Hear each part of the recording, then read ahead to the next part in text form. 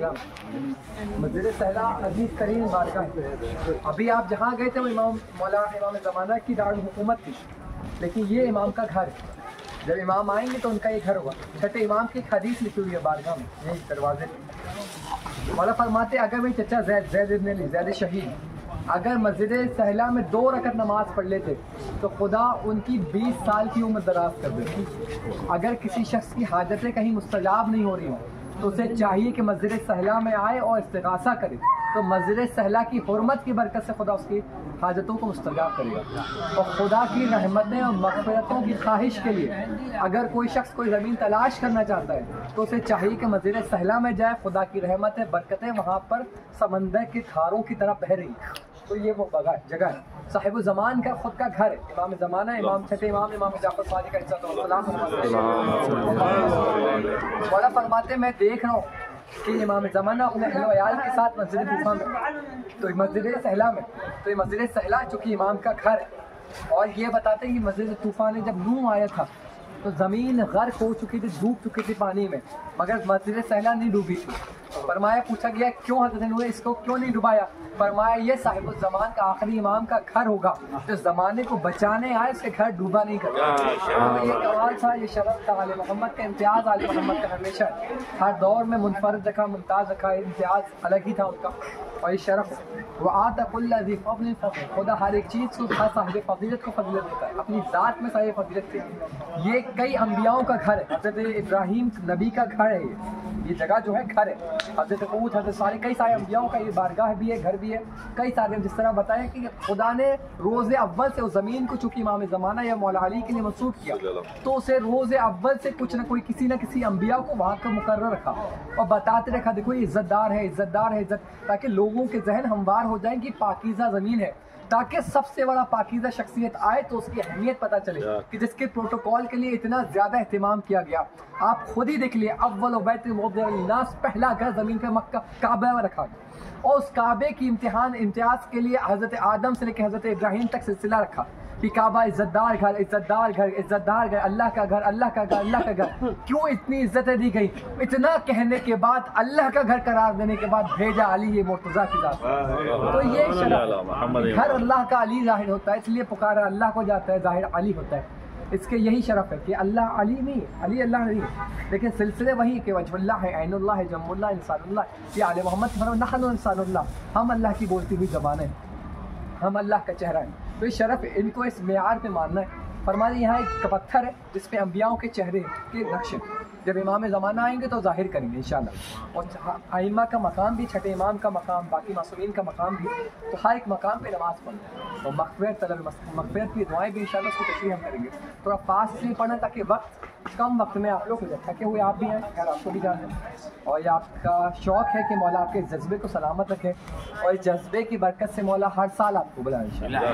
اسباب بنا کے مولا بلائے. اور جو آپ میں مریض ہے تو خدا سے شفا دے کے بلائے، اور اگر آپ میں پریشان حال ہے تو اس کی پریشانیاں دور کر دیں اور آپ کی اس آنے کا سلسلہ کبھی ٹوٹے نہیں، جاری ساری رہے انشاءاللہ. اس میں دخول ہے چونکہ امام کا گھر ہے، آپ کو پتہ ہے جیسا کہ جہاں جو امام کا گھر ہوتا ہے وہاں پر اس میں دخول ضروری ہوتا ہے، تو مخصوص امام کا اس میں دخول ہے. تو انشاءاللہ ہم پڑھتے ہیں لا تعداد فضائل و مناقب انشاءاللہ. رفتہ رفتہ اگر بیچ میں وقت ملا تو تدریجاً انشاءاللہ بیان کیجیے گا. بر محمد و آل محمد صلی اللہ علیہ وسلم.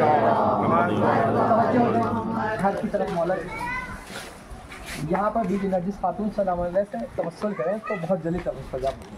یہاں پر امام زمانہ سے اکثر ملاقات ہوئی لوگوں کی، کیونکہ منگل کی رات کو، چمبے کی جمعہ کو، یعنی بدھ کی جمعہ شب کو یہاں پر مناجات ہوتی ہے. 40 فٹ تک جو سلسلے مشہور آپ نے سنا ہوگا، یہاں پر سلسلے سے متوجہ ہو جائے. اعوذ باللہ من الشیطان الرجیم، بسم اللہ الرحمن الرحیم.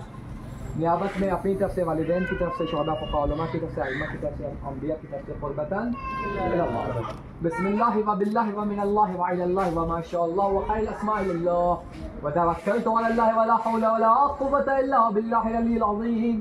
اللہم اجعلنی من عمار مساجدک و بیوتک. اللہم انی اتوجہ الیک بمحمد و آل محمد وقدمهم بين يديه حوائجي واجعلني اللهم بهم عندك وجيها في الدنيا والآخرة ومن المقربين. اللهم للصلاة بهم مقبولة وذنبي بهم مغفورة ورزق بهم مبسوطا ودعائي بهم مستجابا وحوائجي بهم مقضيا وانظر إلي بوجهك الكريم نظرة رحيمة تعجب بها كرامة عند الله ثم لا تصرف عني أبدا برحمتك يا أرحم الراحمين يا مقلب القلوب والأبصار ثبت قلبي على دينك ودين نبيك ووليك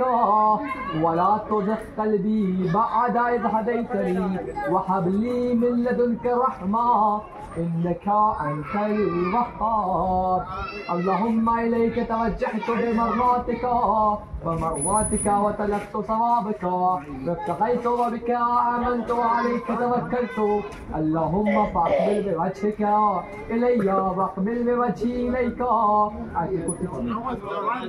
أعوذ بالله من الشيطان الرجيم بسم الله الرحمن الرحيم الله لا إله إلا هو الحي القيوم لا تأخذه سنة ولا نوم له ما في السماوات وما في الأرض من ذا الذي يشفع عنده إلا بإذنه يعلم ما بين أيديهم وما خلفهم ولا يحيطون بشيء من علم إلا بما شاء وسع كرسيه السماوات والأرض ولا يؤوده حفظهما وهو العلي العظيم بسم الله الرحمن الرحيم قل أعوذ برب الفلق من شر ما خلق ومن شر غاسق إذا وقب ومن شر النفاثات في العقد ومن شر حاسد إذا حسد بسم الله الرحمن الرحيم قل أعوذ برب الناس ملك الناس إله الناس من شر الوسواس الخناس الذي يوسوس في صدور الناس من الجنة والناس ساعة متوفى سبحان الله والحمد لله ولا إله إلا الله والله أكبر سبحان الله والحمد لله ولا إله إلا الله والله أكبر سبحان الله والحمد لله ولا إله إلا الله والله أكبر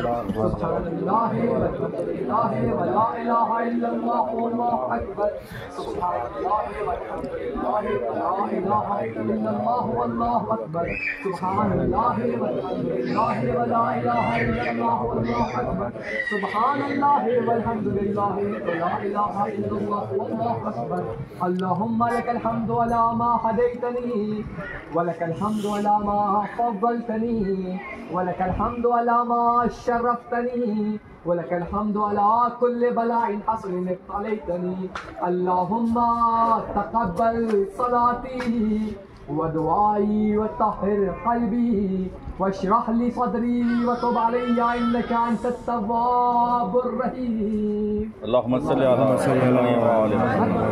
محمد آپ چاہے تو یہاں جمع کر دیں چاہے کنارے اتار دیں یا پھر یہاں سے انشاءاللہ سیدھا پیر داخل کر کے اندر چلنا ہے 2 رکعت نماز مقام امام جعفر صادق